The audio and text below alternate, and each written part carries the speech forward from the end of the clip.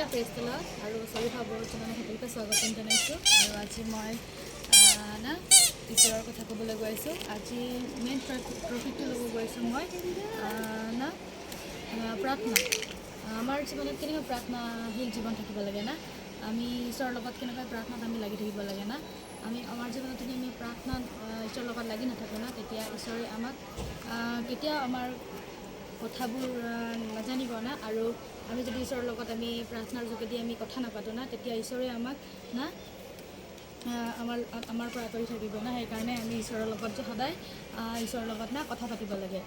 কথা পতাই হৈছে ঈশ্বৰৰ লগত প্ৰাৰ্থনা কৰে না। আমি সদায় বাইবেল ষ্টাডি কৰিব লাগে, ইভিনিঙত হওক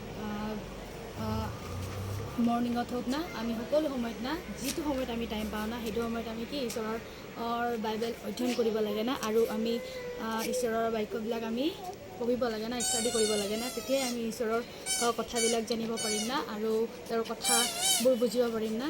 আমি সদায় এনেকৈ যদি ঈশ্বৰৰ লগত যদি আমি প্ৰাৰ্থনাত লাগি থাকোঁ আৰু ঈশ্বৰৰ বাক্যবিলাক আমি যদি পঢ়ি থাকোঁ না, আৰু এনেকৈ জীৱনবিলাকত না ঈশ্বৰৰ বাক্যৰ যোগেদি না আমি আগুৱাই যাব পাৰিম না।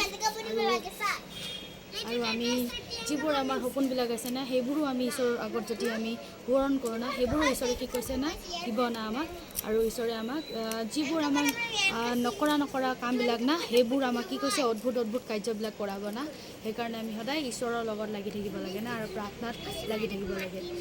আজি মই আপোনালোকৰ আগত না প্ৰাৰ্থনাৰ বিষয়ে আপোনালোকৰ আগত দুই এটা কথালৈ আলোচনা কৰিলোঁ না। আপোনালোকে যেন নিশ্চয় বুজিছে আৰু আগন্তুক জীৱনবিলাকত যেন এনেকৈ ঈশ্বৰৰ লগত লাগি থাকিব বুলি মই আশা কৰিছোঁ। ধন্যবাদ।